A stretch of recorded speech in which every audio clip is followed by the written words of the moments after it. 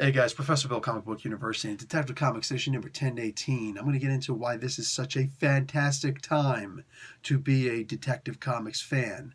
But first, I'm going to give credit where credit's due. Let's start with that right now. We've got The Dead of Winter Part 1, Have Yourself a Pagan Little Christmas. That's the name of this particular issue. Peter J. Tomasi does the story and the words. Scott Godlewski does the art. Hope I didn't butcher that name too badly. David Barron does the colors. Rob Lay does the letters. Rafael Sandoval and Jordi Tarragona and John Calise do the cover. The variant cover is Igor Corday. Batman was created by Bill Finger. Why didn't I mention Bob Kane? I don't know. When did Bob Kane ever mention Bill Finger? So anyway, we get a brand new character in here. He's a Silent Night, Deadly Night, Icelandic speaking, evil, axe chopping mother fathead killing people on Christmas like Klaus versus, I don't know, the Krampus. You know what I'm saying? It's violent. It's really violent. The Comics Code Authority would be pissed if they saw this, man. Woof, like, what was his name? Willem Friedrich, something like that. The guy who did Seduction of the Innocent.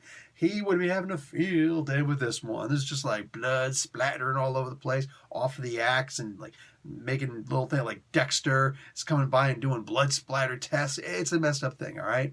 We also get a bunch of really cool interactions. I think there's two of them with Harvey Bullock in here. One of them very specifically with Batman, where he's just like, hey, listen, I want to do such and such and such. I'm going to do such and such. It's like, really? Well, you know what I'm going to do? If I had a bag of peanuts right now, I'd reach way down inside, and I'll pull out a little plastic badge for you so that I could deputize you. But you're not a cop, so piss off and close the window on your way out. And I'm just like, wow, big difference from Gordon, right? And me likey. I love the difference in the interactions. You know, so just like switch it up once in a while. Gordon can't always be on shift. I mean, for crying out loud. He's going to get a day off a week at least, right? So, meanwhile, they are talking about massive overtime. It's like, I'd like to sleep once in a while. I like seeing that everybody's overworked. I like seeing that they're trying, they're doing the best they can. We're getting human interaction here. We're actually seeing what feels like real people within these pages. One of the things that I always loved about the Spider-Man comics back in the day, and you've heard me talk about this before if this isn't your first time to the channel, is that they used to have like a villain a week for those first 100 issues or so, right? And it was a really great time to be a Spider-Man fan. You turn the page and it's like, oh my God, a brand new villain. It was cool. And they were great villains for the most part. They kept things lively. And then when you see them return, it's like, holy crap, he's back. And it was great. It's kind of what we're seeing now. All right? Peter Tomasi, he's not doing a new villain every week, but he is doing a new villain every arc, or almost every arc, which makes it very modern day first 100 episodes or issues of Spider-Man, or maybe even the first 100 issues of Batman, actually for even longer. They've been adding new characters. It's the returnability of these characters. Basically, it feels like one of those fantastic times to be a Batman fan. That's kind of what I was alluding to.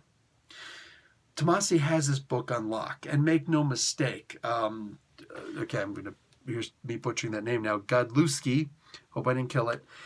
He's doing great art in this. It actually feels like a cross between a gritty detective image with the comic strips, but colorized. You know what I'm saying? Like, that's the way I'm looking at this art. And it's pretty much perfect. It's not super dark. However, some parts can be super dark, like the axe chopping people. I mean, chop, chop, chop. It's like, oh my God, that's just sick and freaky. And it actually looks like a murder scene. But when they show the Batman stuff, he's doing his detective work. So it actually looks like a Detective Comics book. And I love it. I love it. Everything seems to be fitting in its perfect place in the Detective comic books right now. And I love it. Like I said, guys, it's a great time. I mean, I don't know, man. Like, ever since Tomasi jumped on this, to me, it just felt like a really freaking good, solid book. And it's consistent.